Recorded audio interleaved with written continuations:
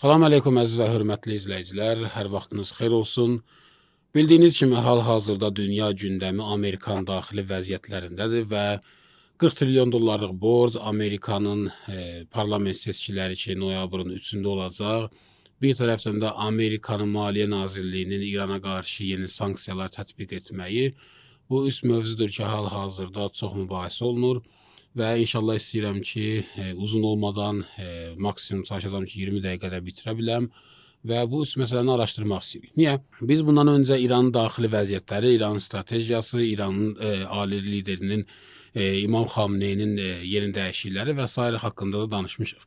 Amma onların hamısını və o puzzle tikələrin hamısını bir yerə qoymaq istəsək, biz gərək Amerikan daxili vəziyyətində də olayları və durumu necə olduğunu gözəl bilək.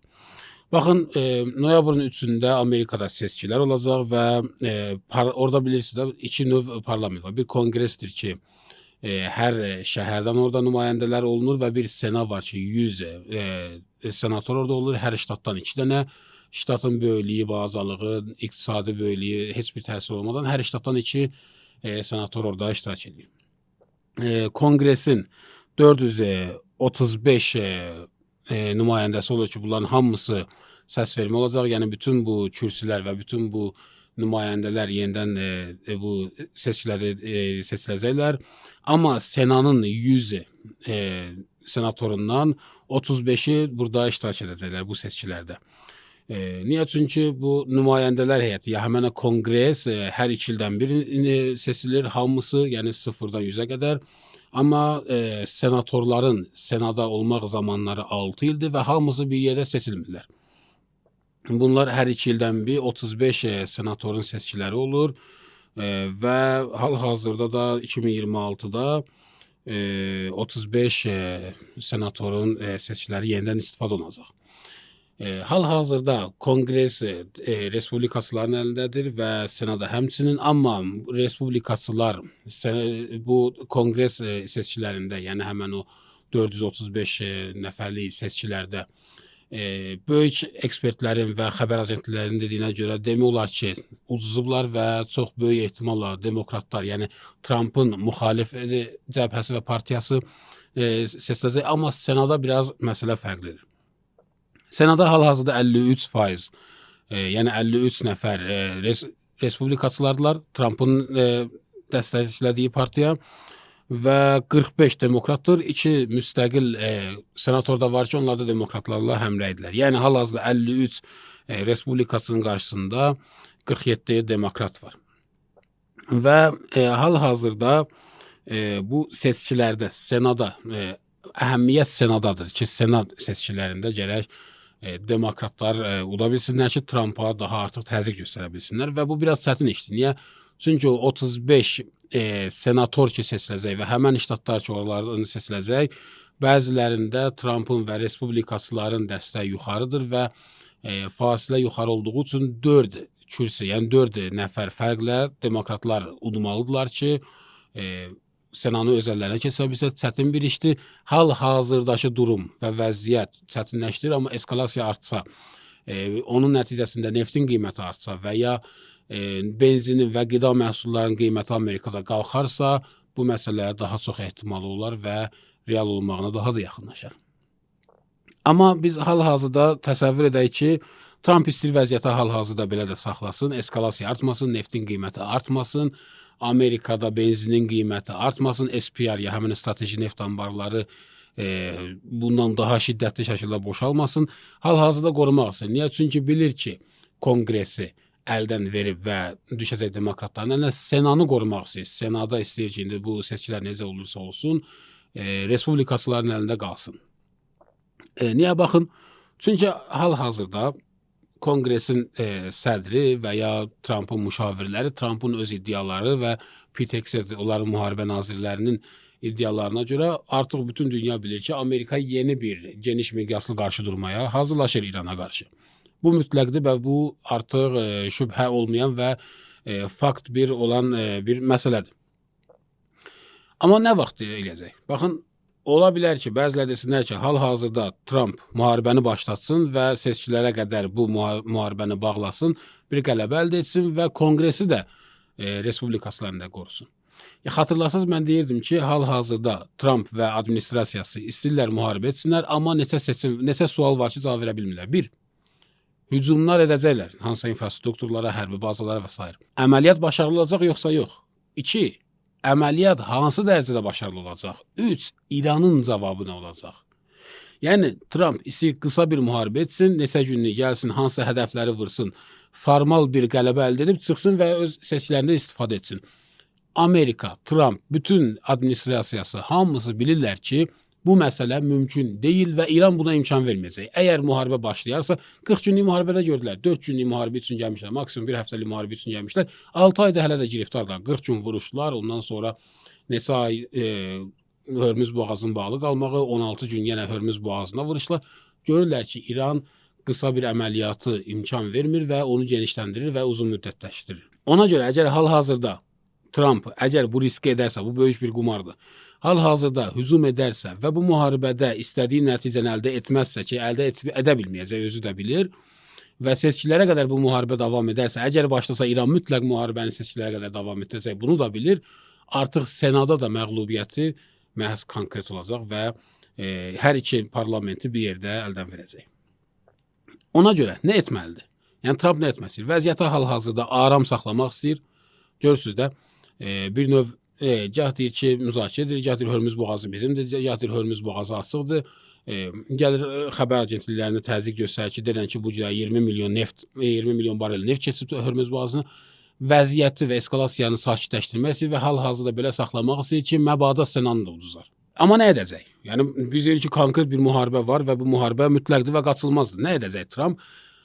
Baxın, noyabrın 3-də seçkilər baş verərsə və əgər Senanı qoruya bilərsə, konqresi əldən verərsə, konqres nə edə bilər? Büdcəni azalda bilər. Konqresdə, yəni büdcə onun əlindədir. Dənizdən mühasirə hal-hazırda çox böyük bir xərc tələb edir. Böyük bir pul tələb edir. Müharibənin özü böyük bir pul tələb edir. Mən keçən verilişdə onu qeyd etdim, amma özü istəyirəm bunu düzəltməliyəm. 50 milyard dollar demişdim, 90 milyard dollar Pentagona yenidən büdcə verildi İranla müharibə və onun nəticəsində istifadə olunan sursatlar və ya dəyən zərərləri ödəmək üçün 90 milyard dollar. Konqres demokratların əlinə keçərsə artıq belə büdcələr Trumpa verilməyəcək. Ona görə bu parlament gələnə qədər İran məsələsini bitirmək istəyir. Hətta baxın Wall Street Journal da bunu yazmışdı, səhv etmirəmsə Axios da yazmışdı ki, Trumpı dəstəkləyən respublikaçı konqres deputatları Trumpa neçə dəfə xəbərdarlıq vermişlər, ultimatum vermişlər ki, sentyabrın axırına qədər İran məsələsini bitir. Çünki bizim seçkilərimizə təsir edir. Bilirlər ki, əgər konqres bunların əlindən çıxarsa artıq bu müharibəni bu şiddətdə və bu qədər rahatlıqla davam edə bilməyəcəklər. Noyabrın 3-də seçkilər baş verirsə, demokratlar qalib olsa, həmən gündən konqres bunların əlinə keçmir. 2 aylıq müddət var. Yanvarın 3-nə qədər indiki heyət konqresdə qalacaq. Yanvarın 3-dən bu seçkilərdə seçilən deputatlar gələcəklər. Yəni 2 aylıq zamanı var. Həm indiki komanda ilə ki, öz komandasıdır və seçkilər qurtarmış. Yəni seçkilərə qədər qorumaq istəyir, eskalasiyanı yatırmaq istəyir ki, Senanı əldən verməsin. Noyabrın 3-dən sonra İrana qarşı böyük bir hücum etmək istəyir ki, öz dəstəklədiyi partiya konqresdə ona problem yaratmasınlar və yanvarın 3-də yeni bir komanda gələndə İran işini bitirmiş olsun. İran işində bitirmiş olsun necə? Baxın, bilir ki, qalib ola bilməyəcək, bilir ki, İrandan imtiyaz ala bilməyəcək, bilir ki, İran təslim olan deyil. Gəlib İranda infrastrukturları o qədər vurmaq istəyir ki, desin ki, ay dünya, baxın, mən məğlub olsam da qarşı tərəfi qoymayacam qalib çıxsın. Əgər mən məğlub olamsa, qarşı tərəfi də məğlub edəcəm. Bu şuarla mən başa düşdüyüm budur. Niyə çox sürətli danışıram? Çünki məsələlər çoxdur və istəyirəm ki, hamısını çatdıra bilim, ona görə detalları çox da izah etmirəm. Trump'ın planı budur. Noyabrın 3-nə qədər qorumaq istəyir. Noyabrın 3-dən sonra infrastruktur müharibəsini başlatmaq istəyir, yanvara kimi və ya belə. Amma bu variant baş verməyəcək. Niyə? Çünki İranın, mənim bu qeyd etdiyim bundan öncəki 2 söhbətimdə ki, Yumruq Medianın kanalına müraciət edib onları da dinləyə bilərsiniz. İran bu qaydanı dəyişəcək. İran istəyir ki, növbəti müharibənin zamanı və şəraitini Trump'ın əlindən alsın və öz ixtiyarında saxlasın. İran hücuma hazırlaşır, İran hücum meyilli dəyişikliklər edir. Xüsusilə də İranın rəhbəri İmam Müştəbə Xamneyinin tərəfindən hücum meyilli komandirlər təyin olunur, hücum meyilli tapşırıqlar verilir o komandirlərə və qaydanı dəyişmək istəyir. Qaydanı dəyişmək necə? Baxın, hal-hazırda 40 trilyon dollarlıq o istiqraz var, borc var və onun da faizi hal-hazırda 4,5-dan yuxarı çıxıb. Bu Trump üçün bir başqa bir alarmdır və neftin qiyməti dedim. İran əgər hücum edərsə belə, Amerika hal-hazırda 3 noyabra qədər infrastruktur müharibəsinə getmək istəmir. Niyə? Çünki əgər neft yataqları vurdularsa, dünyada baxın Hörmüz boğazı bağlıdır. Hörmüz boğazı bağlıdır, amma digər borulardan İran indi hər hansı bir məsləhətə görə icazə verir ki, Həbəşandan Füceyrəyə gedən neft borularından Ərəb Əmirlikləri neft çıxarsın, Fars körfəzindən və Ərəbistan da gəlib Yənbuğa qədər boru çəkib və oradan da neft çıxartmağa bəzən icazə verir, düzü Yəmən mühasirə etsə belə. Dünya qəbul edib ki, hal-hazırda bu müəyyən miqdarda neft yoxdur.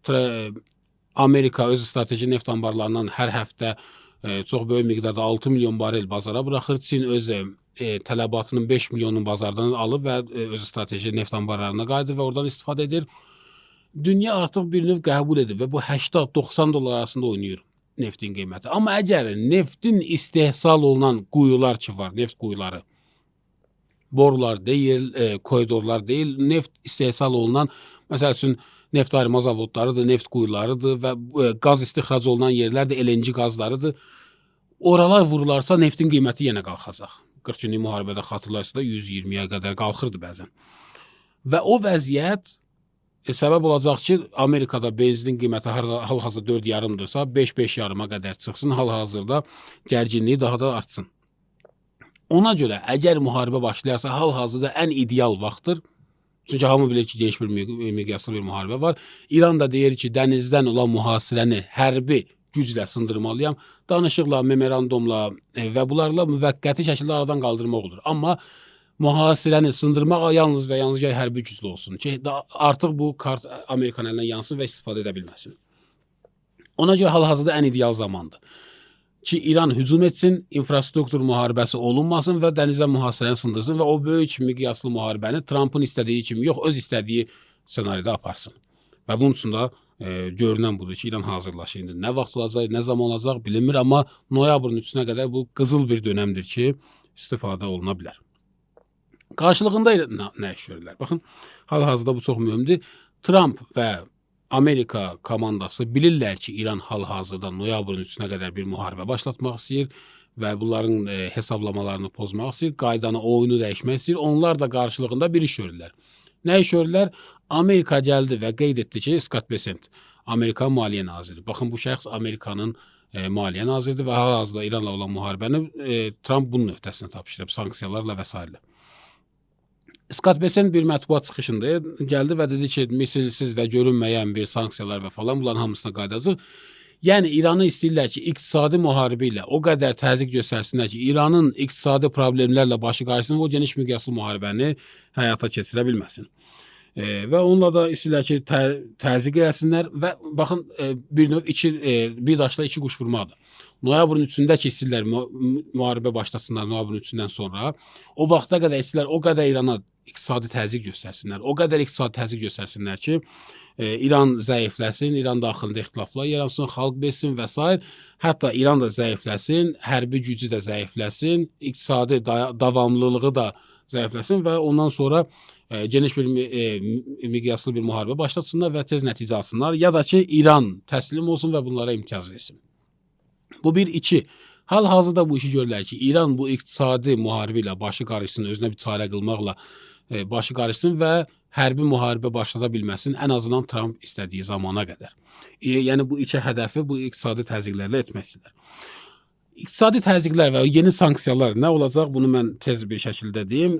Scott Bessent bir mətbuatla çıxış oldu və orada çoxlu məsələlərə qeyd etdi. Onlardan ən mühümləri budur ki, deyir, İrana qarşı iqtisadi hücuma başlayırıq, iqtisadi hücum. Bessent burada deyir ki, Operation Economic Outcast adlandırır bunu və deyir ki, bundan öncəki prezidentlər İran problemini idarə etmək istəyirlər, kontrol etmək istəyirlər, biz onu aradan qaldırmağa gəlirik. Sonra İrana iki seçim verir. Deyir ki, tam qlobal təcrid, yəni bütün hər tərəfdən sizi təcrid edəcək, ya da ki, dolanışıq səviyyəsində iqtisadiyyat qalmaq üçün, yəni ölüm-dirim vəziyyətində qalmaq üçün də təslim olun ki, biz sizə elə bir şərait yaradaq. Burada çox sərt ifadələr var. Biri də budur ki, sıfır sızma yanaşması tətbiq edilir. Yəni, İranın bir damla neftini belə biz satmağa icazə verməyəcəyik, dənizdən mühafizə edəcəyik, qurudan qoymayacağıq və s. Və sonra gəlir deyir ki, İran üçün çirkli pul yumağa yardım edən istənilən qurum ABŞ dollar sistemindən çıxarılacaq. Çin, Rusiya, Türkiyə, Pakistan və ya başqa, məsələn, Qətər ola bilər bəzən.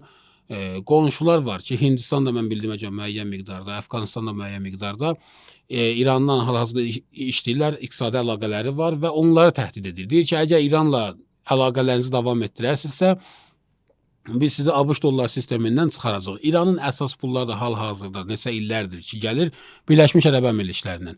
Əsas təzyiqdə Birləşmiş Ərəb Əmirliklərinə ki, İranla əlaqələrini kəs. İranın pullarını dondur, İranın tacirlərini orada saxla, hesablarını dondur və o İranın bütün lojistiki və iqtisadi dayaqlarını Birləşmiş Ərəb Əmirliklərində dayandır. Bir bəyaniyyə verdilər və dedilər ki, dayandıracaq. Təsadüfən hardasa Dubayın cənubunda bir partlayışlar baş verdi. Sonra Birləşmiş Ərəb Əmirlikləri dedi ki, yox, mən bunu tam da icra etməyəcəm və s. Hal-hazırda Besant onlara deyir. Yəni deyir ki, artıq o George Bush 2001-də deyirdi ki, dünya qərar almalıdır 11 sentyabrdan sonra. Deyirdi ki, dünya qərar almalıdır. Ya bizlədir, ya teröristlər, ya da gəlsə o məşhursun. Hal-hazırda onu deyir. Deyir, ya İranlasız, ya bizimlə. Yəni İrana kimsə kömək edərsə, ABŞ dollar sistemindən biz onu çıxaracaq. Birləşmiş Ərəb Əmirliklərinə, Türkiyə, Pakistana və əsasında Çin və Rusiya təzyiq göstərmək istəyir bununla. Ki, İranla əlaqələri kəsin. Və əsas məsələ budur. Çinə də açıq xəbərdarlıq elədi orada. Dedi ki, Çin bankına sanksiya tətbiq edib etməyəcəyi soruşulanda deyir ki, heç bir ölkə ABŞ sanksiyalarının əl çatılmazlığına sahib deyil. Və burada yəni gəlir və deyir ki, Çinə deyir ki, əgər sizin banklarınız İranla işləyərlərsə, İrandan neft alarsa, sizi də sanksiyalara biz məhkum edəcəyik. Bu, ümumiyyətlə, bu həddə gəlib şiddətli şəkildə İranla heç kim işləməməlidir, İranın bütün sərhədlərində. İraqa bir mesaj verildi Vaşinqtondan ki, İranla bütün sərhədlərini bağla və İranın oradakı bütün mənafeyini də saxla və dondur. Baxın, bu mümkün deyil. Bu işi, bu Scott Bessent gəldi 2025-də də o Rusumlar müharibəsi kimi adlanan bir əməliyyat başladı. Bütün dünyaya, buna, ona Rusumlar tətbiq etdi, sonra bütün dünyaya. Hətta bir ada var idi, adı xatırlamıram. Orada insan yaşamırdı, yalnız pingvinlər yaşamırdı. O adaya belə bunlar Rusumlar tətbiq elədilər. Ki, dünya gələ biləsin. Sonra deyək ki, kim əgər bizim nökərimiz olmaq istəyirsə, indi açıq təbir budur, gəlsin və bizimlə müzakirə etsin, biz o Rusumları azaldaq onun üçün. Ki, orada da o nadir metallar məsələsində Çin onlara təzyiq göstərdi. Çin, bütün bu müharibə Çin üçün idi. Çin onlara elə bir təzyiqlər göstərdi ki, Scott Bessent və Trump geri çəkildilər bu Rusumlar müharibəsində və o sanksiyalar və Rusumlar məsələsində də bunlar bir daha iflasa uğradılar. Hal-hazırda onlara təzyiq göstərir ki, Doktor Qalibafın da bir Twitter var idi ki, o da dedi ki, bizim iki böyük müttəfiqimiz, yəni Rusiya və Çin, bizə bildiriblər ki, biz heç bir şəkildə bu Amerikanın yeni təhdidlərini nəzərə almırıq və ciddiyə qəbul eləmirik və öz əlaqələrimizi sizinlə davam etdirəcəyik. Və əsas məsələ də budur ki, baxın, Scott Bessent buna ultimatum verir. Deyir ki, biz müəyyən zamana qədər səbr edəcəyik, bu ölkələrə vaxt verəcəyik ki, əlaqələr İranla kəssinlər, kəsməsələr biz bu işi görəcəyik. Və gəlir bənzədir 2-ci Dünya müharibəsində Amerikanın, əlbəttə ki, yəni Hitleri və Almaniyanı məğlub edən Sovet oldu və Sovet gəldi Berlinə qədər irəlilədi və 2-ci Dünya müharibəsini bitirdi. Amma bunlar öz adlarına verirlər və deyirlər ki, biz bu işi gördük. Və deyir ki, bunun kimi ki, hər tərəfdən cəbhəçilər Fransadan bir tərəfdən, şərqdən bir tərəfdən gəlir ona stat gətirir və deyir ki, biz ona bənzər bir əməliyyat edəcəyik. Orada jurnalistin biri soruşur ki, o zaman heç kim gəlib ultimatum vermədi düşmənə. Və yalnız dedilər ki, hücum etdilər. Bəs siz necə olur ki, İranla iqtisadi müharibə başlayırsınız? Amma bu müharibənin başlarında ultimatum verirsiniz və zamanı namüəyyən miqdarda bir ultimatum verirsiniz. Orada cavabı çox mənalı bir cavabdır. Baxın, bütün, yəni mən baxdım, ağıllı ekspertlər, dünyada o güclü və tanınmış ekspertlər bu sözün üstünə dayandılar ki, deyir ki, bütün dünyanın, mən baxırdım ki, çoxlu məşhur və etibarlı və ağıllı ekspertlər ki, bu çıxışı və bu əməliyyatı və bu sanksiyaları istədilər, analiz etsinlər, bu sözün üstündə çox dayanırdılar və dedilər ki, ən mühüm söz budur. Və deyir ki, biz dərhal bu işi görmürük, çünki istəmirik dünya iqtisadiyyatı çöksün. Yəni biz əgər elə bir sanksiya edəriksə, dünya iqtisadiyyatı çökəcək. Niyə? Çünki bunun Yaponiya dərdi var ki, istiqraz məsələsində Yaponiyanın pulu yen vahidi çöküşdədir və s. və Çinin sən banklarını bir araya sanksiyalara məruz saxlaya bilməzsən və s. Çin də gəldi buna cavab verdi. Dərhal Çinin Xarici İşlər Nazirliyi gəldi cavab verdi. Dedi, əgər Çinin banklarına və ya Çinin mənafeyinə sanksiyalar tətbiq olunarsa, biz də qarşılıqlı cavab verəcəyik. Yəni artıq Çin burada açıq-aşkar, sərt şəkildə xəbərdarlıq verir və deyir ki, bu sanksiyalar bizə əhəmiyyət verməyəcək. İranla qanuni əlaqələrimizi davam edəcək, bu sözü istifadə edir. Və əgər Çinin şirkətlərinə qarşı hər hansı bir sanksiya tətbiq olunarsa, biz də bunun lazım cavabını verəcəyik. Çin burada artıq çox gözəl bir məqamda gəlir. Və deyir ki, bu sanksiyalar təsirsiz edəcək. Çin burada İranın xeyrini güdmür, Çin burada İranın dostu kimi görünmür. Çin yalnız və yalnız öz mənafeyini qoruyur. Necə ki, hal-hazırda Çin öz tələbatını bazardan yığışdırdığı üçün neft bazarı hal-hazırda biraz aramlaşıb və neftin qiyməti qalxmır. Öz mənafeyinə görə hal-hazırda da İranın xeyrinə olan bir addım onun milli mənafeyi ilə yan-yana gəlir və bu addımı atır. Və bu çox maraqlı bir addım idi. Ona görə, yəni baxın, bu iflasa uğrayacaq. İflasa məhkumdur daha doğrusu bunların bu əməliyyatları. Niyə? Bir, çünki bu əməliyyatı əsasən Çin gərək Çinə məruz qalıydı və Çin gərək İrandan neft almaydı, İrana mal satmaydı və s. ki, Çin deyir ki, mən etina etməyəcəm. Rusiya gərək buna etina edir ki, Rusiya deyir, mən etina etməyəcəm və s. qonşular da məcburdular İranla işləməyə. Türkiyə əgər İranla işləyirsə, elə deyil ki, İranın xeyri üçün işləyir. Türkiyənin bəzi mallar İrandan alır, bəzi məhsullar İrandan alır ki, məcburdur və o məhsullara bağlılığı var. İrandan almasa neçə qat bahasına gedib digər ölkələrdən alsın və s. O, bu şiddətdə bunlar eləyə bilməyəcəklər və 2025-də o rüsumlardakı iflası bir daha burada da yaşayacaqlar. Və baxıram ki, İrana qarşı, yəni bu sanksiyalar ki, təhdid olunur və hələ də həyata keçməyib, naməlum bir zamana qədər ultimatum verilir. Bir, Çinə qarşıdır ki, Çin çox sərt xəbərdarlığı və iki, İran tərəfindən mən baxıram ki, çox aramlıqla yanaşırlar bu məsələyə. Baxın, İranda iqtisadiyyat məsələsi dövlətin əlində, hakimiyyətin, yəni Pezeşkan dövlətinin əlindədir. Və bu da elə deyil ki, biz deyək ki, Keşikçilər Korpusunun sərkərdələri kimi danışacaqlar. Bəzən nigaran olmaq olar. Bəzi dostlar görürəm ki, deyirlər ki, bu sanksiyalarda Pezeşkan çox təəssüf olar ki, lazımlı mövqelər göstərməyib, bəzən zəif mövqelər göstərib, Himməti Mərkəzi Bankın müdiri lazım olan reaksiyanı bildirməyib, danışıqlarında bəzi zəifliklər göstərib, bəli, bunlarla mən razıyam var, amma İran tərəfindən baxıram ki, həyəcan yoxdur. Baxın, bir, İran xalqı həyəcanlı deyirlər, iki, İranın o məhsulları ki, bu iqtisadi məsələlər davam. Məsələn, İqtisad Naziri çıxdı, çox gözəl, çox möhtəşəm bir çıxış edir və dedi ki, biz bu müharibə üçün hazırıq, iqtisadi müharibə üçün. Biz bu müharibədən başuca çıxacağıq və bundan öncəki kimi yalnız müdafiə xarakterli olmayacaq, biz hücum meyilli müharibə eləyəcəyik iqtisadi müharibədə də. Cənab Möhsen Rizai, Milli Təhlükəsizlik Şurasının katibi də çox gözəl burada dedi ki, əgər hər hansı bir ölkə Amerikanın bu iqtisadi müharibəsinə qoşulmaq istəyərsə, biz onlara hərbi cavab verəcəyik. Bu ərəb ölkələrinə, qonşu ölkələrə bir cavab idi və s. Və bu niyədir? Baxın, bu sanksiyalar görünüşdür. Sadəcə bir görünüş yaratmaq üçündür və əslində elə də bir effekti yoxdur. İran sanksiyaları fırlatmaq üçün, İran sanksiyalardan qaçmaq üçün o qədər mürəkkəb və o qədər qəliz sistemlər yaradıb ki, bu asanlığı onlar bunu hərdən apara bilməzlər. Sanksiyalar bugün dünənin məsələsi deyil. Hamınız bilirsiniz ki, 47 ildir bu ölkə sanksiyalarla məruzdur. Obamanın zamanında o qədər İrana sanksiya oldu ki, artıq elə bir sanksiya yox idi ki, İrana qarşı tətbiq olunmasın. Ondan sonra başladılar şəxsləri, filankəs məsəl üçün İranın neftini alır, şəxsləri başladılar sanksiyalarda tətbiq etməyə. Hətta gəldilər Bidenin son zamanlarında elə bir yerə çatdılar ki, artıq İranın neçə nəfər adam var ki, pullarını gətirir. Hamısı, yəni kimi tapırdılar ki, İrana pul gətirir, İranın neftini satır, İranın xaricdəki pullarını daxil edir, ya İran üçün nəsə sanksiyada olan bir məhsul alır. Hamısını başlayırdılar bunlar sanksiyalara qatmağa. Yəni elə bir yer yoxdur ki, bu sanksiya olmasın. Əgər varsa da, yəni var, mütləq var və İran neftində satır, İran lazım olan mallarını da alır, pulunu da gətirir və s. Hamısı aydın məsələ. Niyə elə bilmirlər? Çünki ya tapa bilmirlər, ya sanksiya edə bilmirlər. Embargo tətbiq edə bilmirlər. Ya da ki tapa bilmirlər. Ona görə yəni İranda elə bir şey və elə bir yer ya elə bir şəxs yoxdur ki, bu embargoların altında olmasın.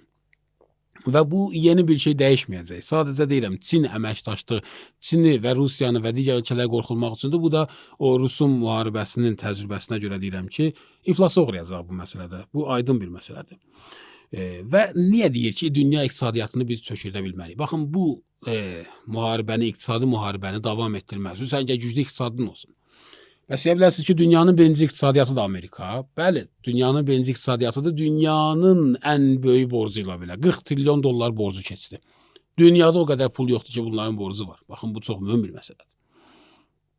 40 trilyon borcu ümumiyyətlə nədir və bu borc hardan yaranır? Bunu çox sadə şəkildə izah etmək istəyirəm. Bəziləri görürəm ki, yazırlar ki, bu borc nədir, hardan nə irəli gələn borcdur. Bəziləri deyirlər ki, bu borc əslində borc deyil. O qərb yönlü adamlar ki var ki, istəyirlər ki, bir də Amerikanı hər tərəfli gücü göstərsin. Bu borc deyil, öz satır, sonra özü də dollar çap edir, verir və s. Bu əslində borc deyil, formal bir şeydir, xeyr elə deyil. Borcudur, çox da ciddi bir məsələdir. Necə borcdur? Baxın, Amerikanın misal olaraq 5 milyar, bilmirəm, xırdası da var. Üzr istəyirəm, 5 trilyon .4-dür ya bilmirəm nə qədərsə gəliridir illik və 7 trilyon dollardan da biraz artıq bunun xərcidir. Yəni gəlir aşağıdır, xərc yuxarıdır. Və gəlir bu fasilənin ki 1 trilyondan çoxdur, 1 trilyon yarımdan çoxdur bu ortadakı fasilə. Bunları hardan təmin edir? Borc alır. Kimdən alır? Bir ABŞ-ın öz vətəndaşlarından alır, Amerikanın öz vətəndaşlarına, fondlara, pensiya çıxmış şəxslərə və s. bunlara verir, banklara, fondlara, federal rezervə və xarici ölkələrə də və ya məsələn şirkətlərə də bu borclardan verir. Necə olur? Baxın, deyir, istiqraz verirəm, məsəl üçün 1 milyard dollar. 1 milyard dollar sən mənə borc verirsən, mən bunu 10 ilə qaytaracağım sənə, amma bu 10 ildə də sənə müəyyən miqdarda faiz verəcəm. 1%, 2%, 3%, mən sənə hər ay faiz verəcəm və 10 ilin axırında da mən bu pulun özünü də sənə qaytaracağam. Belə də istiqraz verməklə o pulu alır və o çatışmayan büdcəsində təmin etmək istəyir. Problem buradadır ki, bu borclar o qədər çoxalıb, bu borcların özünün faizi və ya ödəməyi belə çətinlik olub. Yəni Amerikanın hal-hazırda əgər biz baxsaq, bəzi ekspertlərin dediyinə görə 1 trilyon dollar bu gərək illik bu borclara görə faiz versin. Bu 1 trilyon dollardır, gəlib bunların büdcəsinin 25%-dir. Öz gəlirlərinin 25%-dir. Öz büdcələrinin məsəl üçün ola bilər ki, 15%-i təxminən tutsun və çox ağır. Yəni baxın, trilyon dollarların, o 40 trilyon dolların 1%-i belə çox ciddi bir məbləğdir. Və bu borcun özü də gəlir bu büdcənin üstünə əlavə olunur və o çatışmamazlıq daha da çoxalır. Və həmən faizi verə bilmir Amerikanın dövləti. Baxın, məsəl üçün gəlir 1 trilyon dollar bu gərək faiz versin. Niyə borc alıb, deyib ki 10 ilə qaytaracam, bu 10 ildə sən faiz verəcəm.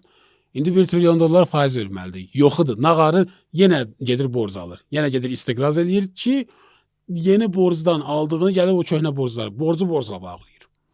Və bu üst-üstə yığıldıqca bu rəqəm artır və bu rəqəm artdıqca da böhran da çoxalır və səbəb olur ki, Amerika inkişafdan dayanır. Hərbi gücü zəifləyir, inkişafı dayanır, tibbi, nə bilim, təlim və səhiyyə, hər şey zəifləyir. Niyə? Çünki Amerika məşğul olur borc bağlamaqla. Borcu da nə ilə bağlayır? Borcla. Yəni borc nəinki azalmır, daha da çoxalır. Və bununla da batarlığa gedir. Amma bəli, pul çap edir, özü dollar çap edir və borcu verə bilir. Bu məsələ müəyyən miqdarda bəli var. Amma əgər bunu həddindən artıq edərsə, yəni həddindən artıq dollar çap edib borclarını bağlamaq istəyirsə, dolların dəyəri düşər. Dolların da dəyəri qızılla ölçülür. Dolların dəyəri düşdükcə də həmən inflyasiya ki var, daha da şiddətli artıracaq və problemləri həll etməyəcək ki, daha da çox gərginlik edəcək. Bunları açmaq istəsəm özü bir yarım saatlıq söhbətdir deyə çox sadə şəkildə yandan keçirəm. Yəni pul çap edib borcları ödəyə bilər dollarla. Amma çox etsə bu işi inflyasiya səbəb olacaq, dolların dəyərinin düşməyinə səbəb olacaq. Amma düzdür, bu borclar nə qədər ki dünyanın petrodollar məsələsi varsa, Amerikanın çöküşünə səbəb olmayacaq. Çünki dollar öz qüvvəsindədir və dollar dövriyyədə olduğu üçün bütün dünyada enerji dollarla alver olduğu üçün, bu etibar olduğu üçün bəli, bu Amerikanın çöküşünə səbəb olmayacaq, amma böhran yarada bilər. Qarşılığında da BRICS yaranıb. Çin, Rusiya, Braziliya və Hindistan və Cənubi Afrika, sonradan da çoxlu ölkələr qoşulub. İran da hal-hazırda ora qoşulub, üzvdür. Bunların yaranması və dollardan ayrı bunların ticarət etmələri, petrodolların qırağa qoyulması, İranın Hörmüz boğazını bağlamağı və bunların hamısını qoysaq dolların çöküşü nəticədə Amerikanın çöküşünə qədər gedə bilər. Ona görədir ki, iqtisadi müharibədə ki, deyir, mən belə edəcəm, elə edəcəm, kim İranla işləsə onu sanksiya edəcəm. Çin gəlir möhkəm dayanır, deyir, mən İranla işləyəcəm, sən haqqın yoxdur mənə qarşı nəsə edəsən. Bu səbəbdəndir. Çünki iqtisadiyyatı çox hal-hazırda böhran vəziyyətinə yaxınlaşdığı üçün bunlar edə bilmirlər. Yəni İranla bu sanksiyalar müharibəsini davam etdirə bilməyəcəklər və məğlubiyyətə də düçar olacaq. Məğlubiyyətə də məhkumdur başlamamış. Və hal-hazırda da yəni qeydlərim bu qədər idi. İnşallah ki, faydalı olmuş olsun. Və İran hal-hazırda da bütün bunları görür və indi İran rəhbərliyi gərək qərar alsın ki, bu sanksiyalarla necə üzləşəcək, bu qızıl zamandan noyabra qədər olan bu seçkilərdən necə istifadə edəcək və s. İnşallah ki, faydalı olmuş olsun. İnşallah ki, fikrimi çatdıra bilmiş olam və bəyənmiş olasınız inşallah. Növbəti bir görüşə qədər sizi böyük və mehriban Allaha tapşırıram. Sağ olun, Allah'a emanet olun.